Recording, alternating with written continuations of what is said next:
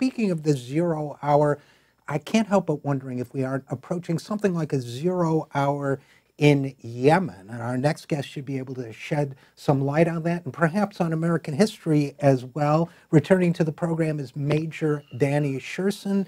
Danny Sjursen is a U.S. Army strategist. He taught history at West Point. He writes a lot on military matters and history matters. He served tours of duty in Iraq and Afghanistan, and he is author of a memoir and critical analysis of the Iraq War entitled Ghost Riders of Baghdad, Soldiers, Civilians, and the Myth of the Surge. So first of all, Danny, thanks for coming back on the program. Oh, thank you so much for having me. I'm glad to be back on. Well, we're glad to have you, especially with so much going on, and you've been putting out a lot of great material at Truthdig and elsewhere. I wanted to talk about Yemen because I was really, so let's start there. I was really quite concerned when the stories came out that said that Green Berets were involved militarily in the conflict in Yemen. We talked the last time you were on the program about Yemen. I've written about Yemen. I've talked about Yemen on this show. The fact that, in my opinion, the United States is helping the Saudis enact what the UN Secretary General calls the worst humanitarian catastrophe on the planet right now, that we're not talking about that as a nation, which is disturbing but somehow unsurprising. Now we learn that Army Special Forces have been involved. We're told on the border, we're told not crossing into Yemen, strictly saying on the Saudi side. First of all, your thoughts before we get into the details on that. Well, the whole catastrophe in Yemen is troubling from a number of perspectives. The Saudis are involved in major international war crimes. They've unleashed the worst cholera epidemic in human history, a famine that may have killed up to 50,000 children, as well as just terror bombing of civilians that has made Yemen, like you said, one of the worst human rights disasters in living memory. The United States has long supported that, has long been complicit of that in three general ways. Number one, we refuel the Saudi fighter bombers that conduct these attacks. They could not do the range of attacks they do without our fuelers. We provide munitions that we sell, guided munitions to the Saudis. And finally, we provide targeting intelligence, telling them what to hit and which targets are best. So that's already been happening. And that has already sullied the American reputation on the so-called Arab street and made us look hypocritical. Now we find out that secretly, we weren't told this, right? Secretly, we find out through a New York Times report that Green Berets have been operating on the ground on the border between Saudi Arabia and Yemen, helping to smoke out Houthi missiles that have been fired at Riyadh. This is what we're told. What concerns me about that is just the secrecy and the lack of oversight. Congress knew nothing about this. Congress was not consulted before the mission was enlarged to include ground troops. This makes me worry about mission creep, which is when a small involvement slowly becomes a larger involvement until you've got boots on the ground in a country. This was very disturbing. I just want to read one quick quote. An Air Force public affairs specialist, one Captain Anne-Marie Anaselli, she's a spokesman for U.S. Air Force Central Command. She said to the Military Times that the support for the Saudi-led coalition by the U.S. remained in a, quote, non-combat capacity. What in the world does that mean? We have special forces on the ground smoking out Houthi missiles, targeting them for the Saudis, and we're providing the munitions and the fueling en route to these terror bombings. How in the world can we consider that a non-combat capacity? So what we're seeing here is that, once again, the Saudis are pulling the United States further and further into a quagmire and a catastrophe, one that's really ruining our reputation in the Middle East, if there's anything left of it. Yeah, I think there are. You nicely summarized the two dimensions of this problem for me. One is the direct involvement in supporting a dictatorship in Saudi Arabia, enforce a brutal reign of destruction on another nation and another people. That's number one. And number two is the ramifications of that for our global reputation and therefore our global security in the Middle East and perhaps elsewhere as well. But talking about the first one at first, I guess it's because as a very young person, I lived through the Vietnam experience this nation went through, that there's something in me that says, we weren't told about this. As you point out, there was no national debate about it. The president didn't go to Congress about it. And perhaps not parenthetically, when someone tells me from a military or government source or anywhere else that they're operating on the border, but they're not crossing it, some sort of BS detector goes on that A, may not be true, B, may be true at the moment, but it's not like there's a fence or a glowing line, I would imagine, across all feet, every foot of the Saudi-Yemen border. So we're looking at possibly getting involvement militarily in yet another country. In fact, we already are, as you point out. And then there's the impact in terms of if the goal of our military is to primarily to keep Americans safe. How do we keep Americans safe by further being seen as aggressors and people imposing a humanitarian catastrophe on a Muslim population? So I know that's throwing a lot at you, but I mean, just taking them one at a time. Possibility of mission creep, as you mentioned, that is either has taken place and they're understating it, or that it might happen at any moment. Your thoughts on that? Well, certainly the Vietnam War does come to mind, where Americans were assured from the start that there would be no incursions of U.S. forces into Laos or Cambodia. We come to find out not too much later, while the war is still ongoing, that we had in fact been bombing both of those countries, actually running out of targets because we bombed them so heavily, and that we also had special forces and other elements crossing the border to do raids. So we were lied to in Vietnam, and I wouldn't be surprised if we're lied to again. I can't confirm or deny that. I don't have any particular knowledge on the inside about U.S. operations in Yemen, but it concerns me because of our recent past.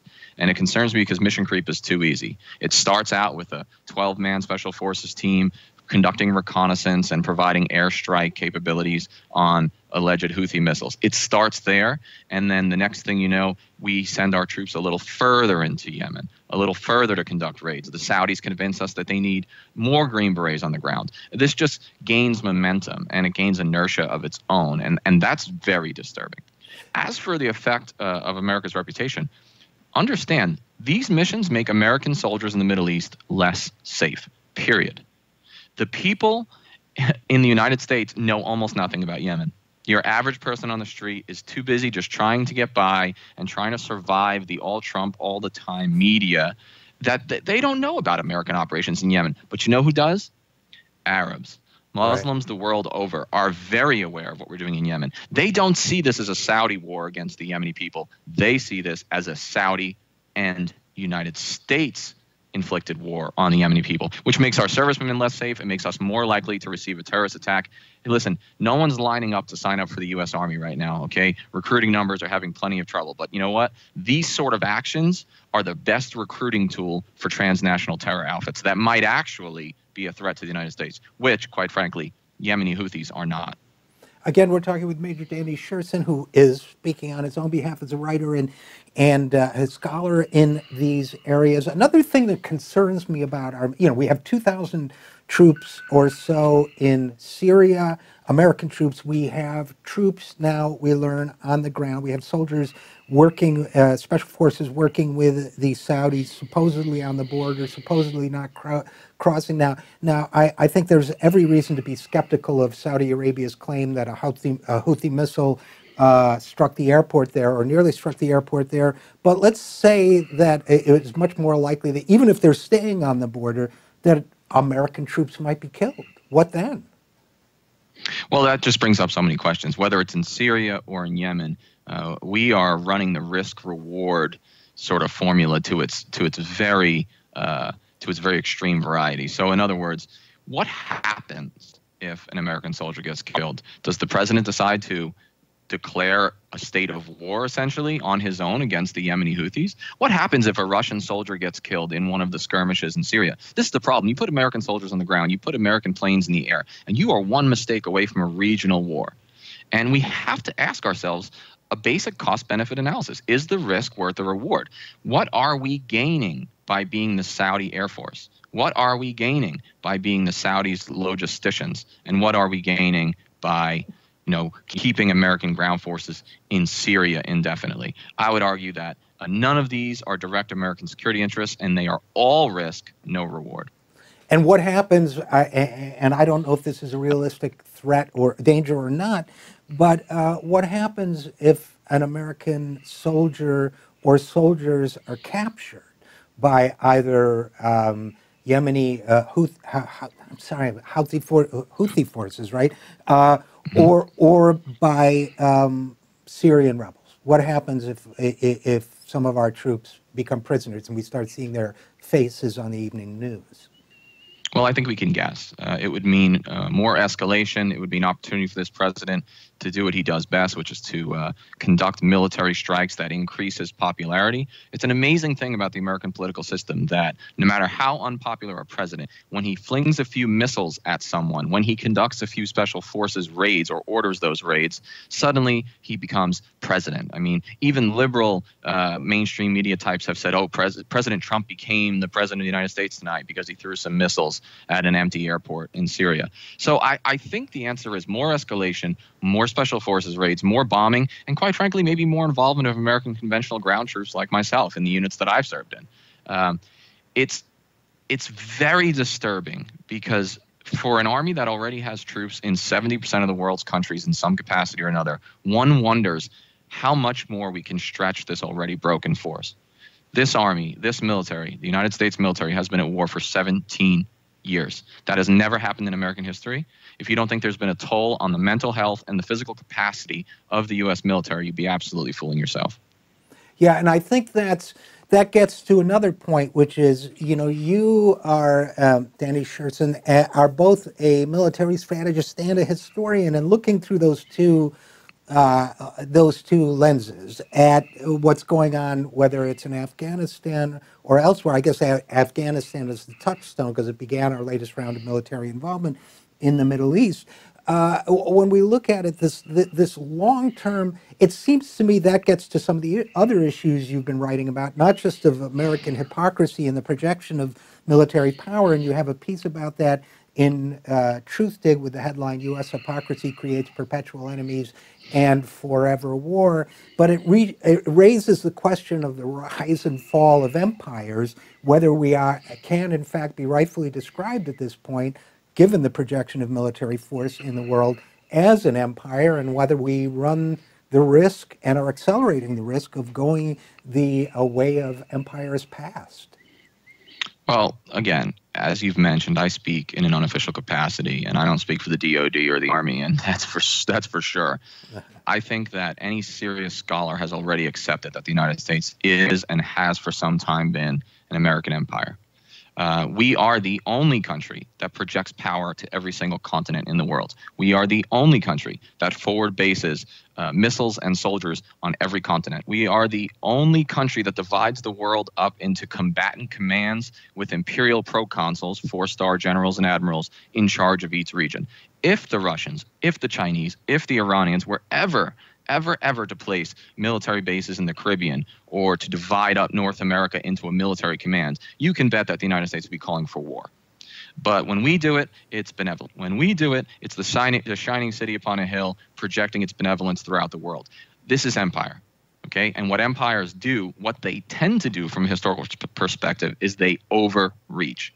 Right. There is only so much economic wealth, there is only so much military force that any country, even this powerful United States, can project around the world before it is overstretched.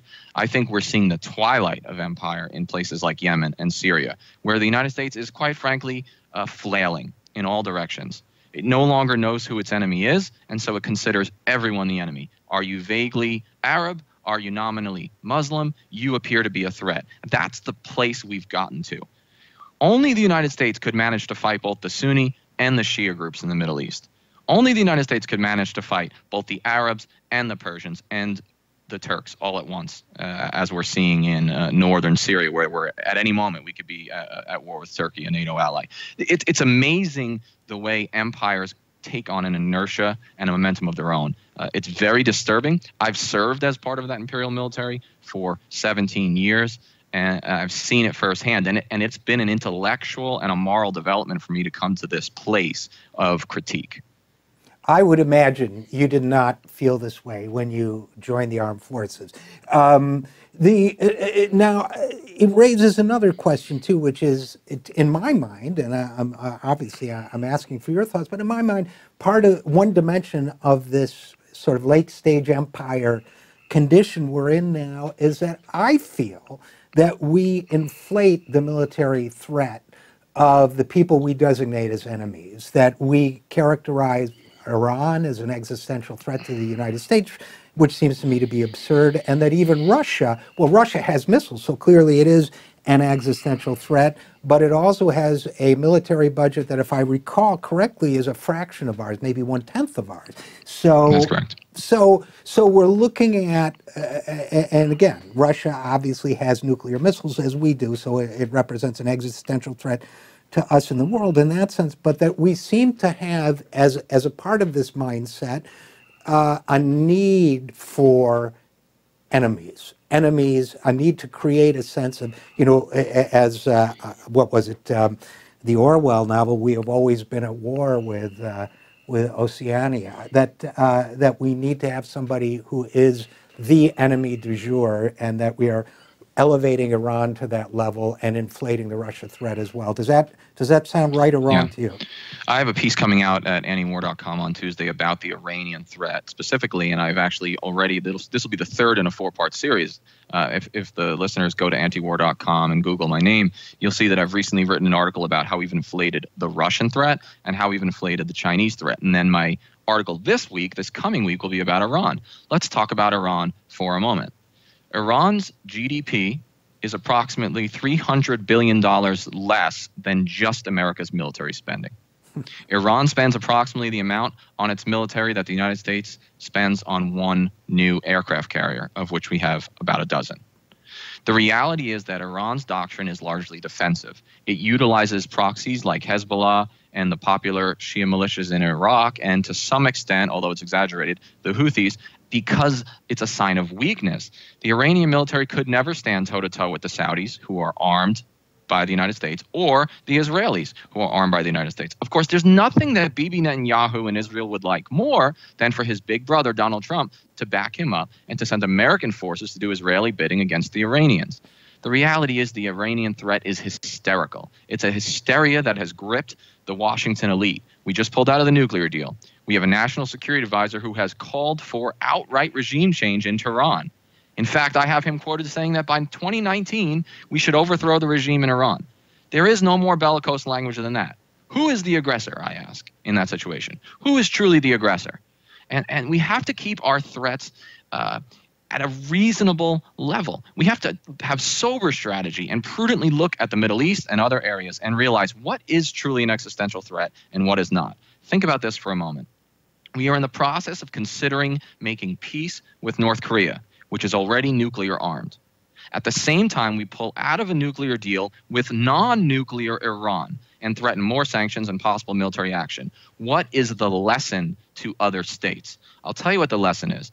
It is that if I develop a nuclear weapon, then the Americans can't touch me and they'll be willing to negotiate. Whereas if I do not have a nuclear weapon, I may always be subject to regime change, starvation, sanctions, and other sort of aggressive activities and pugnacious rhetoric. So there's a clear message out there. We are inflating these threats because it serves the empire. It serves the military-industrial complex. It serves Lockheed Martin and Honeywell, which is where all retired military guys go to work. Okay, and make 6- and 7-figure salaries upon leaving the military. This is a revolving door. Okay, this is forever war. My 15-year-old son will be a sophomore in high school. He has never lived in a time of peace, and that is the first time that's happened in American history. Well, that's a really important point. Again, we're talking with Major Danny Sjursen about our forever wars these days. And speaking of Iran, I just want to make the note for our audience that unlike Saudi Arabia, for example, if I recall correctly, Iran was the exception in the Middle East, where people turned out after 9/11 en masse in the streets with candles to show their support for the American people after that tragedy took place in New York City. So there was an enormous groundswell of sympathy and a sense of affinity with the United States, at least in that sense. Obviously, there are strong ideological and other differences between the two countries. But another observation I can't resist making about Iran, it seems to me that if you really want to paint this distorted image of Iran as your ultimate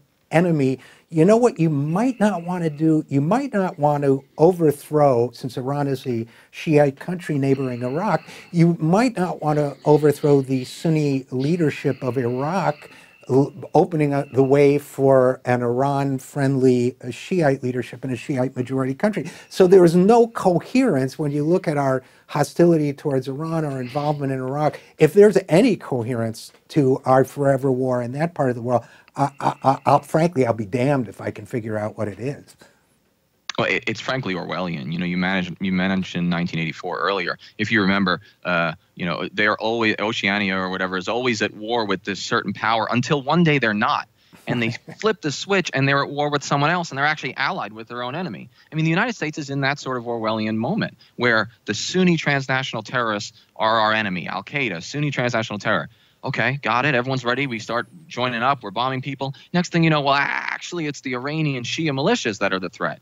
It's like, but wait a second, the Iranians can't stand al-Qaeda. The Iranians abhor ISIS and Sunni transnational terrorists who they consider an existential threat. It's absolute madness. Some things people don't know about Iran. It has a very youthful, very educated, and actually slightly Western-leaning youth. The last thing we want to do is alienate these people with bellicose rhetoric and military action, which puts them right into the arms of the Russians. Iran speaks with, the clerics at the top of Iran, the hardliners, certainly speak in a very bellicose manner. They can be rather pugnacious. But the reality is more complicated. There is actually a small but thriving Jewish community in Tehran. Can Saudi Arabia say the same? The Iranian parliament sets aside specifically 1 seat for a Jewish member and 3 seats for a Christian member. Iran is far more democratic and far more supportive of minorities than our supposed allies in Saudi Arabia. It's absolute madness. And remember something, there were 0 Iranians involved in the 9/11 threat, involved in the 9/11 attacks, but there were 15 out of 19 hijackers who were Saudi nationals. Between 1975 and 2015, 0 Americans have been killed on our homeland by Iranian-born terrorists. 0.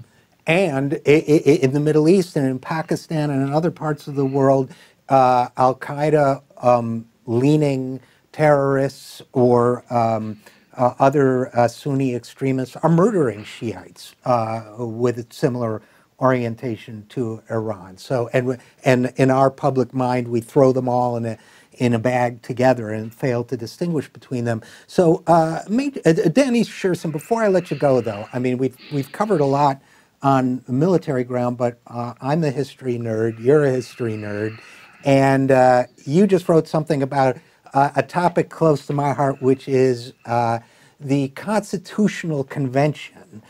This big shift, I know, but I think you can hang me. You wrote something for Truth Dig, Counter-Revolution of 1787, New Constitution, New Nation. I've written about this myself because there are people calling for a constitutional convention now.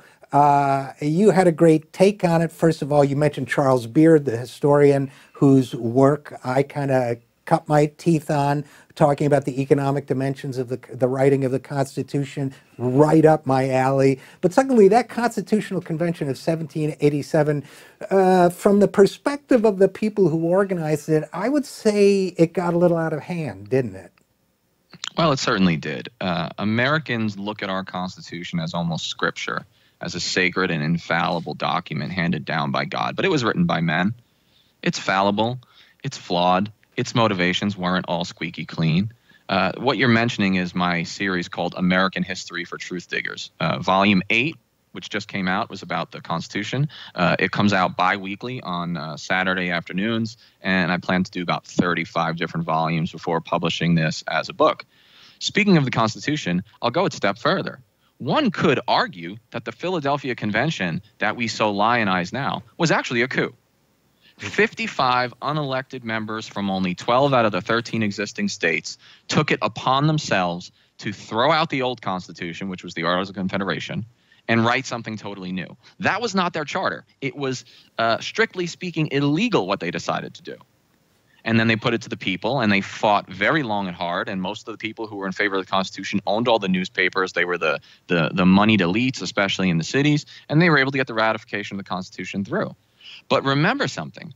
The people who wanted to centralize this government were largely the moneyed interests who sought to earn a lot in speculation of either currency or of land by the central government being able to tax for the first time, and they certainly benefited. Now, that's not the only reason they wanted a centralized government, but it's an important dimension. And the other thing is the Federalists, right, the founding fathers and the framers, and we always capitalize those terms, very interesting. They did not want a Bill of Rights. They were against the Bill of Rights. The only reason there is a Bill of Rights in our Constitution, the first 10 amendments, is because the anti-Federalists, the supposed losers in history, insisted that there be one. And the Federalists were not able to get the Constitution ratified without the promise of a Bill of Rights. So, do you like the right to free speech? Do you like the right to free assembly? Do you like the rights of habeas corpus? Even the right to bear arms. If you truly love those rights, which are most Americans' favorites, it is not the framers you should thank. It is the opponents of the Constitution, the anti-federalists. What's the lesson? The lesson is do not write off the losers in history. Sometimes it is the dissenting few, or in this case, the dissenting many, who have as much influence on the outcome of history as the moneyed elites. Keep that in mind today because it's still true. And I would argue that it's a great point. And I would argue there are a couple other lessons too. Number one is another example of this tension that has existed throughout American history between individual rights and centralized rights and responsibilities, which is a struggle that we've tried to balance throughout our history. I mean, that's my own take of it. And the other point, and it gets to what you talk about a lot in this piece, this sort of sacralizing of the framers of the Constitution, when really it was a bunch of people getting together and wheeling and dealing based on their self-interest. This fantastic quote you get from, you start with from Jefferson in 1816, some men look at constitutions with sanctimonious reverence and deem them like the Ark of the Covenant, too sacred to be touched. And he goes on to say, laws and institutions must go hand in hand with the progress of the human mind. It brings to mind, Danny, what I think is a wonderful paradox that undermines the whole thinking of the so-called originalists who think we should interpret law based on the intent of the framers, quote unquote. Well, the intent of the framers, at least that particular framer, was that we not be originalists. So they're caught in a loop. If you're a real originalist, you reject originalism. It's absolutely stunning. I mean, you take a look at a guy like the recently passed Justice Scalia on the Supreme Court. He says he's an originalist. We should look at the Constitution through the eyes of 18th century men who wrote it. But he doesn't know his history. If originalism was the intent of the founders, then all Supreme Court justices should be history professors. Because if it was truly based on the intent and the meaning of the Constitution in the 18th century, then it shouldn't be lawyers on the Supreme Court, it should be history professors. But what Jefferson tells us is that most of the framers believed this needed to be a living document that would have to change with the times. Remember, the 18th century is the era of the Enlightenment, the opening of the human mind, and they expected fully that the human society and the human mind would progress even further. Jefferson was a radical man. So was Thomas Paine. We forget the radicalism of these men. Thomas Jefferson said that he believed that the earth belongs to the living and that there should be a new constitutional convention every 19 years because the dead should not legislate the form of government for the living. He says the earth belongs to the living. That's a radical notion, okay? And it's the exact antithesis of the originalism that's so prominent on the political right in the United States today. And one last thing on this before I let you go. You know, Hamilton, from what I haven't seen the musical, from what I've heard of the tunes, they're great. But, you know, when, this is just me, you may feel differently, but when Democrats were trying to convince electors, members of the Electoral College, not to vote for Donald Trump, even though they had been elected to vote for Donald Trump, and calling them Hamilton electors. I thought, and you have one quote from Hamilton in your piece. This guy, you know, he had some good ideas about, in my opinion, about central banking and so on. This guy hated democracy in a whole bunch of ways, and he was against the excesses of democracy. Right, but he would talk about the unruly mobs and the blah. Right. You know, I mean, he really felt that you really couldn't. Government was too important to trust to the people, right? So this is not, in my opinion, if I were running the Democratic Party, that's not the guy I would embrace as my role model. I don't know. What do you think? Yeah, absolutely. If I'm a true liberal, or if I'm even a libertarian, then I'm going to look much more to the Jeffersonian and the Thomas Paine legacy, and not so much the Hamiltonian one. Most Democratic Republicans, most of the people in favor of increased democracy at the time, considered Hamilton little more than a monarchist. This is a guy who wanted the president to essentially serve for life. He wanted to model the United States on a British form of government. He had counter-revolutionary impulses. I'm sure that the play is great. Hamilton's an impressive man with an impressive pedigree who comes up from the bottom, but that doesn't mean that his views about the republic, with a small r, are necessarily correct. I would say look back to Jefferson and Paine for the truly radical underpinnings of America's ongoing revolution. These are people who meant for us to be in a perpetual state of revolution, always growing, always changing, always questioning the mores of the day. If there's no better argument against originalism than that. Fantastic. And I just have one more. I mean, although that's a great place, and I just have one more thought because I love this stuff, which is you can't get in the mind of the framers because the framers were a bunch of people that disagreed with each other. They had two of them took shots at each other with pistols. So how can you get in the mind of the framers, to your point, when so many of them bitterly disagree with each other? There is no single mind of the framers, right? When my students used to talk about the intent of the founders, I would say, which founders? Because exactly. Precisely what you said, they disagreed so intensely. The Constitution is barely passed in states like North Carolina, Rhode Island, Massachusetts, and Virginia. This is a near-run thing. There are as many Federalists and there are as many anti-Federalists as there are Federalists. This was a very, very contested moment, and it barely passed. And we should keep that in mind and maintain some humility about our supposedly sacred Constitution, and not sacralize and deify our founders, because I'll tell you who wouldn't have wanted that: the founders themselves, at least most of them. Yeah, well said. And I think we need to end there, but Major Danny Sjursen, historian, strategist, and teacher, and so many other things, and writer. People can find your work on truthdig.com and elsewhere, antiwar.com. That guy's mad at me, but that's a long story. And as always, great to talk to you, and thanks for coming on the program and offering your perspective. So glad to do it, and hopefully I'll talk to you soon.